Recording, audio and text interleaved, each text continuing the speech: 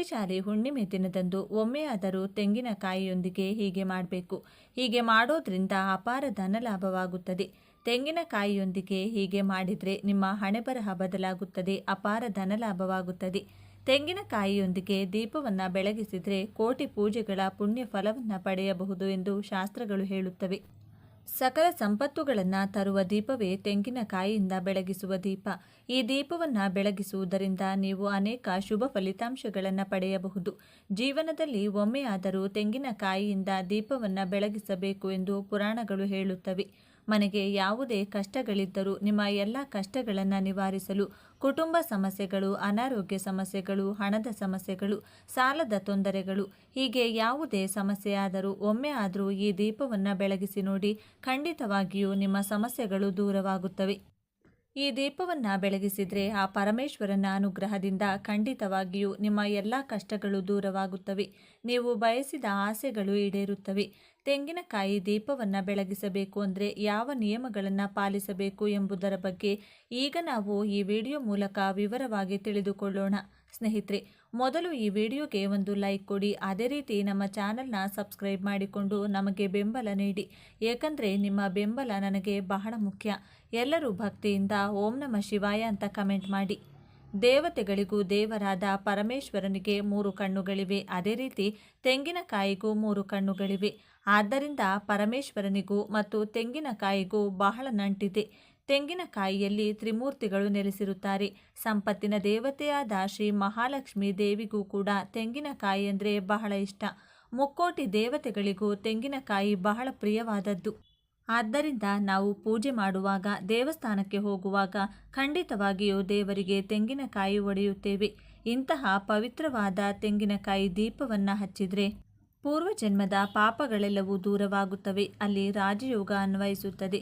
ಯಾವುದಾದರೂ ಒಂದು ದಿನ ತೆಂಗಿನಕಾಯಿ ದೀಪವನ್ನು ಹಚ್ಚಿದರೆ ಕೋಟಿ ಜನ್ಮಗಳ ಪುಣ್ಯ ಫಲ ಲಭಿಸುತ್ತದೆ. ಎಲ್ಲ ದೀಪಗಳಿಗಿಂತ ಈ ತೆಂಗಿನಕಾಯಿ ದೀಪ ಬಹಳ ಶ್ರೇಷ್ಠವಾದದ್ದು. ವಿಶೇಷವಾಗಿ ಸೋಮವಾರದಂದು ಒಮ್ಮೆಯಾದರೂ ಈ ತೆಂಗಿನಕಾಯಿ ದೀಪವನ್ನು ಬೆಳಗಿಸಿದರೆ ನಿಮ್ಮ ಮನಸ್ಸಿನಲ್ಲಿರುವ ಯಾವುದೇ ಆಸೆಯಾದರೂ ಈಡೇರುತ್ತದೆ. ಅಲ್ಲದೆ ನಮ್ಮ ಮನೆಗೆ ಶಿವನ ಅನುಗ್ರಹ ಸಿಗುತ್ತದೆ. ಅಂತಹ ಶಕ್ತಿ ತೆಂಗಿನಕಾಯಿ ದೀಪಕ್ಕಿದೆ. ಈ ತೆಂಗಿನಕಾಯಿ ದೀಪವನ್ನು ಬೆಳಗಿಸಿ ಸಾಧ್ಯವಾದರೆ 4 ಸೋಮವಾರಗಳ ಕಾಲ ತೆಂಗಿನಕಾಯಿ ದೀಪವನ್ನು ಹಚ್ಚಿ. ನಿಮ್ಮ ಮನೆಯಲ್ಲಿ ಸುಖ ಐಶ್ವರ್ಯಗಳು ತುಂಬಿರುತ್ತವೆ. ಈ ತೆಂಗಿನಕಾಯಿ ದೀಪವನ್ನು ಹಚ್ಚುವ ದಿನದಂದು ಮಹಿಳೆಯರು ಶುಚಿಯಾಗಿ ತಲೆ ಸ್ನಾನ ಮಾಡಿ ಇಡೀ ಮನೆಯನ್ನು ಸ್ವಚ್ಛಗೊಳಿಸಿ, ಮನೆ ಮುಂದೆ ರಂಗೋಲಿ ಹಾಕಿ, ಇಡೀ ಮನೆಗೆ ಅರಿಶಿನ ನೀರನ್ನು ಸಿಂಪಡಿಸಿ ನಂತರ ಪೂಜೆ ಮಾಡುವ ಮಹಿಳೆಯರು ಪೂರ್ಣ ಮುತ್ತೈದೆಯಂತೆ ಸಿದ್ಧರಾಗಬೇಕು. ಮೊದಲು ನಿಮ್ಮ ಪೂಜಾ ಕೋಣೆಯನ್ನು ಸ್ವಚ್ಛಗೊಳಿಸಿ. ಪೂಜಾ ಕೋಣೆಯಲ್ಲಿರುವ ಶಿವ ಪಾರ್ವತಿಯರ ಫೋಟೋವನ್ನು ಒದ್ದೆ ಬಟ್ಟೆಯಿಂದ ಸ್ವಚ್ಛವಾಗಿ ಒರೆಸಬೇಕು. ನಂತರ ಶಿವ ಪಾರ್ವತಿಯರ ಫೋಟೋ ಗಂಧದ ತಿಲಕವನ್ನು ಇಡಿ. ಆದರೆ ಪ್ರತಿಯೊಬ್ಬರೂ ತಿಳಿದುಕೊಳ್ಳಬೇಕಾದ ಒಂದು ವಿಷಯವೆಂದರೆ ನಮ್ಮ ಪೂಜಾ ಕೋಣೆಯಲ್ಲಿರುವ ದೇವರ ಚಿತ್ರಪಟಕ್ಕೆ ಕುಂಕುಮ ಬೊಟ್ಟುಗಳನ್ನು ಹಚ್ಚಬಾರದು. ಕೇವಲ ಗಂಧದ ಬೊಟ್ಟು ಮಾತ್ರ ಇಡಬೇಕು. ಏಕೆಂದರೆ ಆ ಪರಮೇಶ್ವರನು ಯಾವಾಗಲೂ ತಪಸ್ಸಿನಲ್ಲಿರುತ್ತಾನೆ. ಆದ್ದರಿಂದ ತಂಪನ್ನು ನೀಡುವ ಗಂಧವನ್ನು ಅರ್ಪಿಸಿದರೆ ಆ ಪರಮೇಶ್ವರನು ಸಂತೋಷ ಪಡುತ್ತಾನೆ. ಆದ್ದರಿಂದ ಪೂಜಾ ಕೋಣೆಯಲ್ಲಿರುವ ಶಿವ ಪಾರ್ವತಿಯರ ಫೋಟೋಕ್ಕೆ ಯಾವಾಗಲೂ ಗಂಧದ ಬೊಟ್ಟು ಮಾತ್ರ ಇಡಿ. ಪರಮೇಶ್ವರನಿಗೆ ಇಷ್ಟವಾದ ಹೂಗಳಿಂದ ಶಿವಪಾರ್ವತಿಯರನ್ನು ಸಂಪೂರ್ಣವಾಗಿ ಅಲಂಕರಿಸಿ. ಬಿಲ್ವಪತ್ರೆಯು ಶಿವನಿಗೆ ಬಹಳ ಪ್ರಿಯವಾದದ್ದು.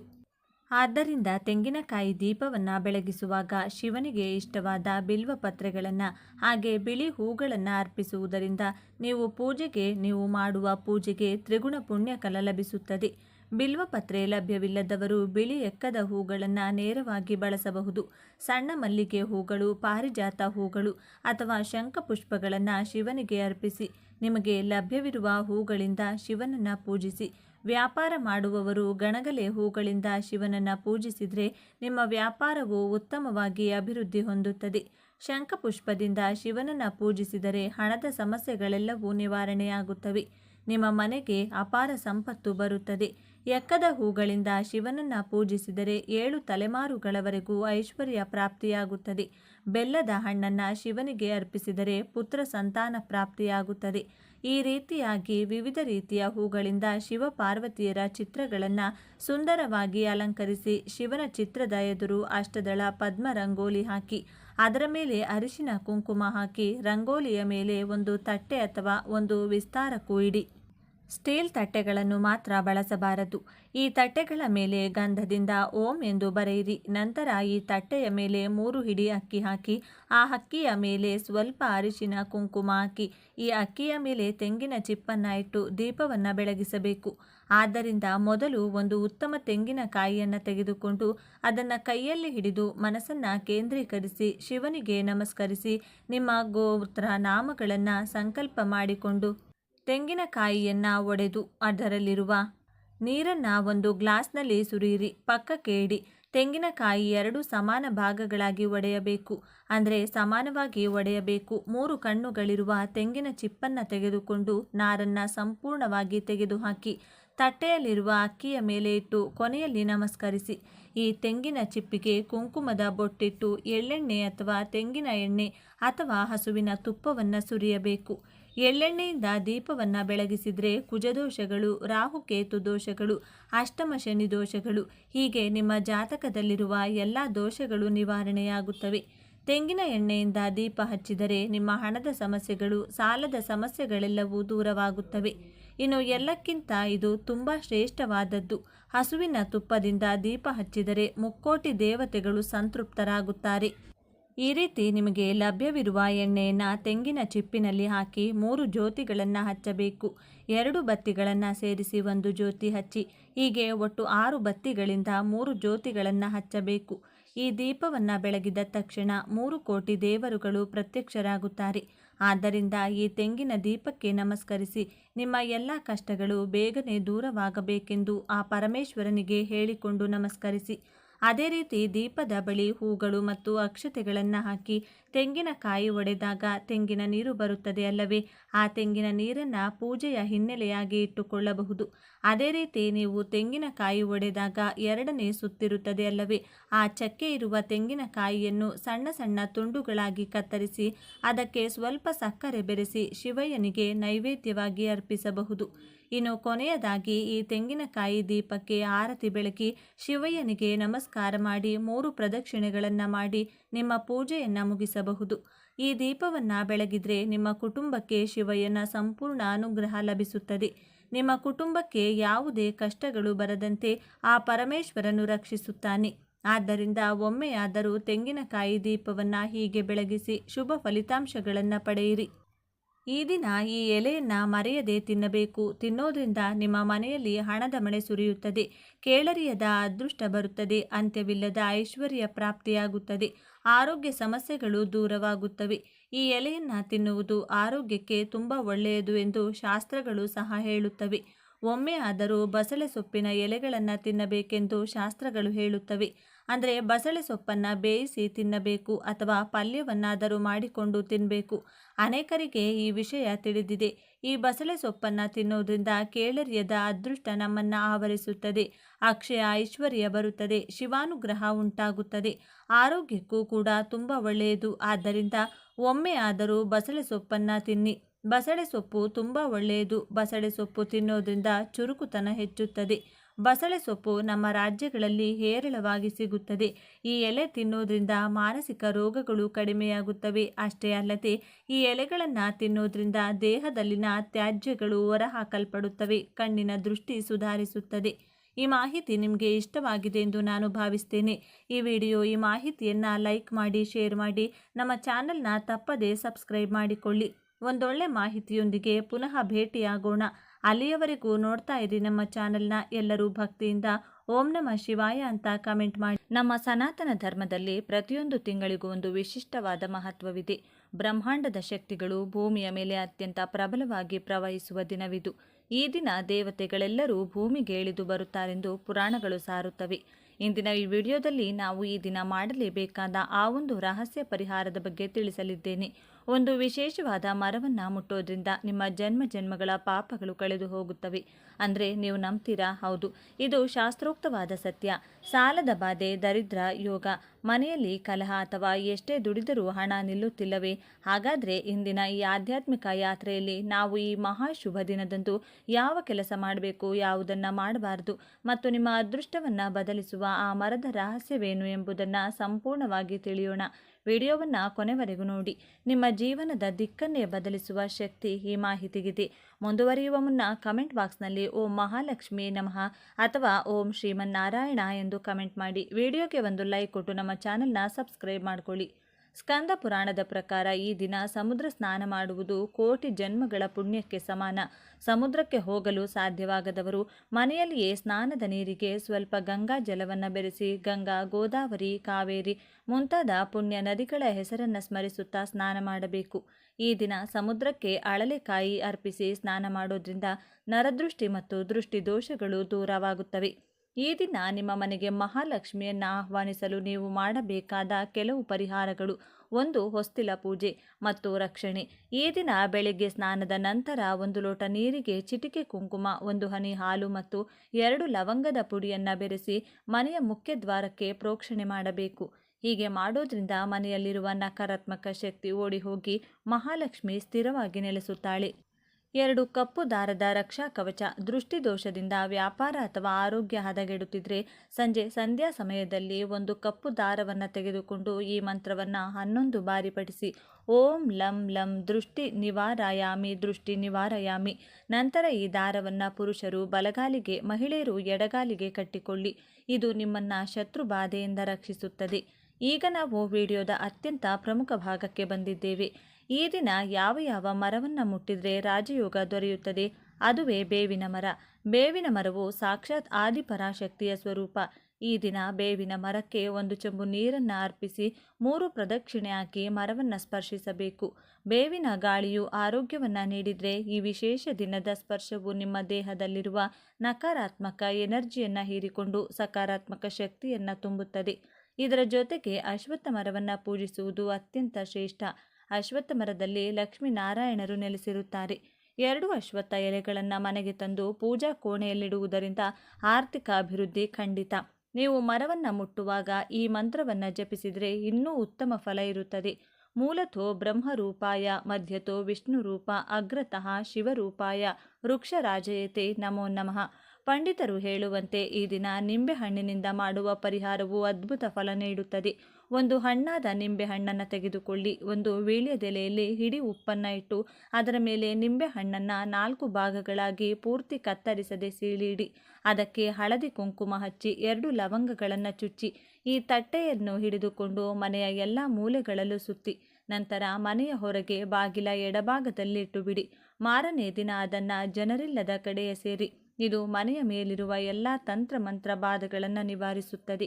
ಗೋವಿನ ಶರೀರದಲ್ಲಿ 3 ದೇವತೆಗಳಿದ್ದಾರೆ. ಈ ದಿನ ಗೋವಿಗೆ ಈ ಕೆಳಗಿನ ವಸ್ತುಗಳನ್ನು ನೀಡೋದ್ರಿಂದ ಸಿಗುವ ಫಲಗಳು ಇಲ್ಲಿವೆ: ಬೆಲ್ಲ ಬೆರೆಸಿದ ಅಕ್ಕಿ ಹಿಟ್ಟು, ಮಾನಸಿಕ ಶಾಂತಿಗಾಗಿ ನೆನೆಸಿದ ಕಡಲೆಬೇಳೆ, ಕುಟುಂಬ ಕಲಹ ನಿವಾರಣೆಗಾಗಿ ಬಾಳೆಹಣ್ಣು, ಉನ್ನತ ಪದವಿ ಮತ್ತು ಗೌರವಕ್ಕಾಗಿ ಬೇಯಿಸಿದ ಆಲೂಗಡ್ಡೆ, ನರದೃಷ್ಟಿ ನಿವಾರಣೆಗಾಗಿ ಟೊಮೊಟೊ, ವಿವಾಹ ಪ್ರಾಪ್ತಿಗಾಗಿ ಸೌತೆಕಾಯಿ, ಶತ್ರುಗಳು ಮಿತ್ರರಾಗಲು ಬದನೆಕಾಯಿ, ಸಂತಾನ ಪ್ರಾಪ್ತಿಗಾಗಿ ನೆನೆಸಿದ ತೊಗರಿಬೇಳೆ, ಸಾಲ ಮುಕ್ತಿಗಾಗಿ ಗೋಧಿ ಹಿಟ್ಟು ಮತ್ತು ಬೆಲ್ಲ, ಉದ್ಯೋಗ ಲಾಭಕ್ಕಾಗಿ ಮತ್ತು ಸೂರ್ಯ ದೇವರ ಕೃಪೆಗಾಗಿ ಕಡಲೆ ಹಿಟ್ಟು ಮತ್ತು ಬೆಲ್ಲ, ಕೋರ್ಟ್ ಕೇಸ್ನಲ್ಲಿ ಜಯಿಸುವುದಕ್ಕಾಗಿ. ಇನ್ನು ಈ ದಿನ ಸಂಜೆ 6 ರಿಂದ 8 ಗಂಟೆಯ ಒಳಗಾಗಿ ಮನೆಯಲ್ಲಿ ಈ 4 ವಸ್ತುವನ್ನು ಬಳಸಿ ಧೂಪ ಹಾಕಿ. ಇದರಿಂದ ಮನೆಯಲ್ಲಿನ ಎಲ್ಲ ನೆಗೆಟಿವ್ ಶಕ್ತಿಗಳು ತೊಲಗುತ್ತದೆ. ಯಾರಾದರೂ ಆಗದೇ ಇದ್ದವರು ಮಾಡಿಸಿದರೆ ಆ ದುಷ್ಟ ಶಕ್ತಿಗಳ ಕೆಲಸ ಆಗದಂತೆ ಮಾಡುತ್ತದೆ. ಮನೆಯ ಸದಸ್ಯರಿಗೆ ಇದ್ದ ಮೈಕೈ ನೋವು, ಆರೋಗ್ಯ ಸಮಸ್ಯೆ, ಮಾನಸಿಕ ಕಿರಿಕಿರಿಗಳು ದೂರವಾಗಿ ಅದೃಷ್ಟ ಕೂಡಿ ಬರುತ್ತದೆ. ಮನೆಯ ಮಧ್ಯಭಾಗದಲ್ಲಿ ಈ ಧೂಪವನ್ನು ಹಾಕಬೇಕು. ಧೂಪಕ್ಕೆ ಸಾಂಬ್ರಾಣಿ, ಬಿಳಿ ಸಾಸಿವೆ ಹಾಕಬೇಕು. ಇದರ ಜೊತೆಗೆ ದೃಷ್ಟಿ ಬೀಜ ಅಂತ ಪೂಜಾ ಸಾಮಗ್ರಿಗಳು ಸಿಗುವ ಅಂಗಡಿಯಲ್ಲಿ ಸಿಗುತ್ತದೆ. ಅದನ್ನು ತಂದು ಅದರ ಜೊತೆಗೆ ಕಪ್ಪು ಜೀರಿಗೆ ಅಂತ ಸಿಗುತ್ತೆ. ಒಟ್ಟು 4 ವಸ್ತುಗಳು: ಸಾಂಬ್ರಾಣಿ ಪುಡಿ, ಬಿಳಿ ಸಾಸಿವೆ, ಕಪ್ಪು ಜೀರಿಗೆ ಹಾಗೂ ದೃಷ್ಟಿ ಬೀಜ. ಈ 4ನ್ನು ಕೂಡ ಕೆಂಡದಲ್ಲಿ ಹಾಕಿ ಮನೆಯ ಮಧ್ಯಭಾಗದಲ್ಲಿ ಧೂಪ ಹಾಕಿ. 5 ರಿಂದ 10 ನಿಮಿಷದ ನಂತರ ಮನೆಯ ಎಲ್ಲ ಮೂಲೆಗೂ ಈ ಧೂಪದ ಹೊಗೆಯನ್ನು ತೋರಿಸಿ. ಇದರಿಂದ ಮನೆಯಲ್ಲಿ ಎಲ್ಲ ನಕಾರಾತ್ಮಕ ಶಕ್ತಿಗಳು ತೊಲಗಿ ಸಾಕಷ್ಟು ಬದಲಾವಣೆಗಳು ನಿಮ್ಮ ಮನೆಯಲ್ಲಿ ನೀವು ನೋಡಬಹುದು. ಸಂಜೆಯ ಸಮಯದಲ್ಲಿ ವೀಳ್ಯದೆಲೆ, ಅಡಿಕೆ, ಬಳೆ, ಅರಿಶಿನ, ಕುಂಕುಮ, ತೆಂಗಿನಕಾಯಿ, ರವಿಕೆಯನ್ನು ಹಣ್ಣುಗಳ ಜೊತೆ ದಾನವಾಗಿ ಶಿವಾಲಯದಲ್ಲಾಗಿರಬಹುದು, ವಿಷ್ಣು ದೇವರ ಆಲಯದಲ್ಲಾಗಿರಬಹುದು ಅಥವಾ ನಿಮ್ಮ ಮನೆಯಲ್ಲಿಯೇ ಆಗಿರಬಹುದು ದಾನವಾಗಿ ನೀಡಿದರೆ ಕಂಡ ಕನಸುಗಳು ನನಸಾಗುತ್ತವೆ. ಕಠಿಣ ಕಷ್ಟಗಳಿಂದ ಶೀಘ್ರವಾಗಿ ಮುಕ್ತಿ ದೊರೆಯುತ್ತದೆ. ನಿಮ್ಮ ಮನೆಯ ಅಂಗಳದಲ್ಲಿ ದೀಪಗಳನ್ನು ಬೆಳಗಿಸಿ ಹೊಸ್ತಿಲಿನ ಬಳಿ, ತುಳಸಿ ಗಿಡದ ಬಳಿ, ದೇವರ ಕೋಣೆಯ ಮುಂದೆ, ದೇವರ ಕೋಣೆಯ ಒಳಗೆ ಮಣ್ಣಿನ ಹಣತೆಗಳನ್ನು ಬೆಳಗಿಸಿ ಪೂಜೆ ಮಾಡುವವರು ಶಿವನಾಮ ಸ್ಮರಣೆಯ ಮಾಡುತ್ತಾ ಶಿವನಿಗೆ ಏನನ್ನು ಕೂಡ ಅರ್ಪಿಸಲು ಸಾಧ್ಯವಿಲ್ಲವೆಂದರೆ ದರ್ಬೆ ಕಡ್ಡಿಗಳನ್ನು ಹಾಸಿ ಅದರ ಮೇಲೆ ಶಿವನ ಫೋಟೋ ಅಥವಾ ಶಿವಲಿಂಗವನ್ನು ಇಟ್ಟು ಪೂಜೆ ಮಾಡಿ ಉಪವಾಸವನ್ನು ಮಾಡಿ ಶಿವನಿಗೆ ಕೈ ಮುಗಿಯಿರಿ. ಈ ದಿನ ಮದ್ಯಪಾನ, ಮಾಂಸಾಹಾರ ಸೇವನೆ ಮಾಡಬಾರದು. ಕ್ಷೌರ, ಉಗುರು ಕತ್ತರಿಸುವುದನ್ನು ಮಾಡಬಾರದು. ಬ್ರಹ್ಮಚರ್ಯವನ್ನು ತಪ್ಪದೇ ಪಾಲಿಸಬೇಕು. ಇನ್ನು ಈ ಮಾಸದಲ್ಲಿ ನಿಮ್ಮ ಮನೆಯಲ್ಲಿಯೇ ಸರಳವಾಗಿ ಆಂಜನೇಯ ಸ್ವಾಮಿಯ ಪೂಜೆಯನ್ನು ಈ ವಿಧಾನದಲ್ಲಿ ಮಾಡಿಕೊಳ್ಬೇಕು. ನಿಮ್ಮ ಮನೆಯ ದೇವರ ಕೋಣೆಯಲ್ಲಿ ಆಂಜನೇಯನ ಫೋಟೋ ಅಥವಾ ವಿಗ್ರಹ ಇಟ್ಟು ಸಿಂಧೂರ, ತುಳಸಿಯಿಂದ ಅಲಂಕರಿಸಿ ಹನುಮನ ಮುಂದೆ ದೀಪಕ್ಕೆ ಎಳ್ಳೆಣ್ಣೆಯನ್ನು ಹಾಕಿ ಎಕ್ಕದ ಬತ್ತಿಗಳನ್ನು ಬಳಸಿ ದೀಪಾರಾಧನೆ ಮಾಡಬೇಕು. ಎಕ್ಕದ ಬತ್ತಿ, ಎಳ್ಳೆಣ್ಣೆಯನ್ನು ಬಳಸಿ ದೀಪಗಳನ್ನು ಹಚ್ಚಿದ್ದೇ ಆದಲ್ಲಿ ಆಂಜನೇಯನು ಶೀಘ್ರವಾಗಿ ಅನುಗ್ರಹಿಸುತ್ತಾನೆ. 5 ಎಕ್ಕದ ಬತ್ತಿಗಳನ್ನು ಬಳಸಿ ದೀಪವನ್ನು ಬೆಳಗಿಸಿ. ಸಾಧ್ಯವಾಗಿಲ್ಲ ಅಂದರೆ ನಿಮ್ಮ ಮನೆಯಲ್ಲಿರುವಂಥ ಬತ್ತಿಗಳಿಂದ ದೀಪಾರಾಧನೆ ಮಾಡಿ ನಮಸ್ಕಾರ ಮಾಡಿ. ಇದರ ಜೊತೆಗೆ ವೀಳ್ಯದೆಲೆಯಿಂದ ಆಂಜನೇಯ ಸ್ವಾಮಿಗೆ ಪೂಜೆ ಮಾಡಿಕೊಳ್ಳಿ. ಶ್ರೀರಾಮದೂತಾಯ ಹನುಮತೆ ನಮಃ ಅಂತ 21 ಬಾರಿ ಹೇಳುತ್ತಾ 21 ಎಲೆಗಳನ್ನು ಆಂಜನೇಯ ಸ್ವಾಮಿಗೆ ಅರ್ಪಿಸಿ. ಆಂಜನೇಯನ ಪ್ರೀತಿಗಾಗಿ ವಿವಿಧ ಹಣ್ಣುಗಳು, ಬಾಳೆ, ಹಣ್ಣು, ತೆಂಗಿನಕಾಯಿ, ವಿಧವಾದಂತಹ ಸಿಹಿ ನೈವೇದ್ಯಗಳನ್ನು ಇಟ್ಟು ಪೂಜೆ ಮಾಡಿ. ಆಂಜನೇಯ ಸ್ವಾಮಿಗೆ ಸಿಂಧೂರ ಅಥವಾ ಕೇಸರಿಗೆ ಎಳ್ಳೆಣ್ಣೆಯನ್ನು ಬೆರೆಸಿ ಆಂಜನೇಯ ಸ್ವಾಮಿಗೆ ಬೊಟ್ಟಾಗಿ ಇಡಬೇಕು. ಇದನ್ನು ಮಾಡಿದರೆ ಶತ್ರುಬಾಧೆಗಳು ದೂರವಾಗುತ್ತವೆ. ಇನ್ನು ಯಾರಾದರೂ ನಿಮಗೆ ಮಾಟಮಂತ್ರ ಮಾಡಿಸಿದರೆ, ಶತ್ರುಬಾಧೆಗಳು ಹೆಚ್ಚಾಗಿದ್ದರೆ ಅವರ ಹೆಸರನ್ನು ಹೇಳಿಕೊಳ್ತಾ ಆಂಜನೇಯ ಸ್ವಾಮಿಯ ಫೋಟೋ, ಬಾಲ ಕಾಣುವಂತೆ ಇರುವಂಥ ಫೋಟೋ ಮನೆಯಲ್ಲಿದ್ದರೆ ನೀವು ಬಾಲದಿಂದ ಶಿರಸ್ಸಿನ ತನಕ 20 ಗಂಧದ ಬೊಟ್ಟನ್ನು ಇಡಬೇಕು. 20 ಕುಂಕುಮದ ಬೊಟ್ಟನ್ನು ಇಡಬೇಕು. ಮತ್ತು ಶಿರಸ್ಸಿನಿಂದ ಬಾಲದ ತನಕ 20 ಗಂಧದ ಬೊಟ್ಟು, 20 ಕುಂಕುಮದ ಬೊಟ್ಟನ್ನು ಇಡಬೇಕು. ಹೀಗೆ ಒಟ್ಟು 40 ಗಂಧದ ಬೊಟ್ಟು, 40 ಕುಂಕುಮದ ಬೊಟ್ಟು ಇಡುತ್ತಾ ಓಂ ಕಪೀಶ್ವರಾಯ ನಮಃ ಎಂದು ಮಂತ್ರವನ್ನು ಹೇಳಬೇಕು. ಬಾಳೆಹಣ್ಣನ್ನು ನೈವೇದ್ಯವಾಗಿ ಆಂಜನೇಯನಿಗೆ ಅರ್ಪಿಸಬೇಕು. ಈ ಕೆಲಸವನ್ನು ಮಾಡೋದ್ರಿಂದ ನಿಮ್ಮ ಮನೆಯಲ್ಲಿರುವಂತಹ ಎಲ್ಲ ವಿಧವಾದ ನೆಗೆಟಿವ್ ಎನರ್ಜಿಗಳು ದೂರವಾಗುತ್ತದೆ. ನಿಮಗೆ ಆಗದೇ ಇರುವವರು ಮಾಡಿಸಿರುವ ಪಿತೂರಿಗಳ ಶಕ್ತಿ ನಿಲ್ಲುತ್ತದೆ. ಸದಾ ಹನುಮನ ರಕ್ಷಣೆ ನಿಮಗೆ ಸಿಗುತ್ತದೆ. ಮನೆಯ ವಾಸ್ತುದೋಷ ಕೂಡ ಇದರಿಂದಲೇ ದೂರವಾಗುತ್ತದೆ. ಇನ್ನು ಈ ಶುಭ ದಿನದಂದು ಈ ತಪ್ಪುಗಳನ್ನು ಮಾಡಬೇಡಿ. ತುಳಸಿ ಎಲೆಗಳನ್ನು ಕೀಳಬೇಡಿ. ಸೂರ್ಯೋದಯದ ನಂತರ ನಿದ್ದೆ ಮಾಡಬೇಡಿ. ಹೇರ್ ಕಟ್, ಶೇವಿಂಗ್ ಅಥವಾ ಉಗುರು ಕತ್ತರಿಸುವುದು ದಾರಿದ್ರ್ಯಕ್ಕೆ ದಾರಿ. ಮಧ್ಯಾಹ್ನ ನಿದ್ದೆಯು ದಾರಿದ್ರ್ಯ ದೇವತೆಯನ್ನು ಆಹ್ವಾನಿಸಿದಂತೆ. ತೈಲ ನಿಷೇಧ. ಸಂಧ್ಯಾ ಸಮಯದಲ್ಲಿ ತಲೆಗೆ ಎಣ್ಣೆ ಹಚ್ಚಬೇಡಿ. ಶಾಂತಿ ಕಾಪಾಡಿ. ಮನೆಯಲ್ಲಿ ಮಹಿಳೆಯರು ಅಳಬಾರದು ಅಥವಾ ಕಲಹ ಮಾಡಬಾರದು. ಮಾಡಲೇಬೇಕಾದ ಮಂತ್ರಪಠಣ ಮತ್ತು ಧ್ಯಾನ. ಈ ದಿನ ವಿಶೇಷ ಮಂತ್ರವನ್ನು 108 ಬಾರಿ ಪಠಿಸಿ. ಓಂ ನಮೋ ಭಗವತೆ ಕೂರ್ಮಾಯ ನಮಃ. ಈ ಮಂತ್ರವು ನಿಮ್ಮ ಜೀವನದಲ್ಲಿ ಅಸ್ಥಿರತೆಯನ್ನು ಹೋಗಲಾಡಿಸಿ ಭದ್ರವಾದ ಅಡಿಪಾಯವನ್ನು ಮತ್ತು ಸ್ವಂತ ಮನೆಯ ಕನಸನ್ನು ನನಸು ಮಾಡುತ್ತದೆ. ಸ್ನೇಹಿತರೆ, ಈ ದಿನ ನಿಮ್ಮ ಪಾಲಿಗೆ ಕೇವಲ ಒಂದು ಕ್ಯಾಲೆಂಡರ್ ದಿನವಾಗಿರದೆ ಇದು ನಿಮ್ಮ ಬದುಕಿನ ಹೊಸ ಅಧ್ಯಾಯದ ಆರಂಭವಾಗಲಿ. ಪ್ರಕೃತಿ ಮತ್ತು ಭಗವಂತ ನಿಮಗೆ ನೀಡಿರುವ ಈ ಅವಕಾಶವನ್ನು ಸದುಪಯೋಗಪಡಿಸಿಕೊಳ್ಳಿ. ನಂಬಿಕೆಯೇ ಎಲ್ಲ ಪವಾಡಗಳ ತಾಯಿ. ಈ ವಿಡಿಯೋದಲ್ಲಿ ನಾವು ಚರ್ಚಿಸಿದ ಪ್ರತಿಯೊಂದು ಪರಿಹಾರವು ಸಾವಿರಾರು ವರ್ಷಗಳ ಅನುಭವದ ಸಾರ. ಈ ಮಾಹಿತಿಯನ್ನು ನಿಮ್ಮಲ್ಲೇ ಇಟ್ಕೊಳ್ಳಬೇಡಿ. ಕಷ್ಟದಲ್ಲಿರುವ ಇನ್ನೂ 10 ಜನರಿಗೆ ಶೇರ್ ಮಾಡಿ. ಪುಣ್ಯವನ್ನು ಹಂಚೋದ್ರಿಂದ ಅದು ದ್ವಿಗುಣವಾಗುತ್ತದೆ. ನಿಮ್ಮ ಮನೆಯಲ್ಲಿ ಮಹಾಲಕ್ಷ್ಮಿ ಸದಾ ನಲಿದಾಡಲಿ ಎಂದು ಹಾರೈಸುತ್ತಾ ವಿರಾಮ ತೆಗೆದುಕೊಳ್ತಿದ್ದೇನೆ. ಮತ್ತೆ ಸಿಗೋಣ ಮತ್ತೊಂದು ದಿವ್ಯ ಮಾಹಿತಿಯೊಂದಿಗೆ ಭೇಟಿಯಾಗೋಣ. ಸರ್ವೇ ಜನ ಸುಖಿನೋ ಭವಂತು. ಧನ್ಯವಾದಗಳು.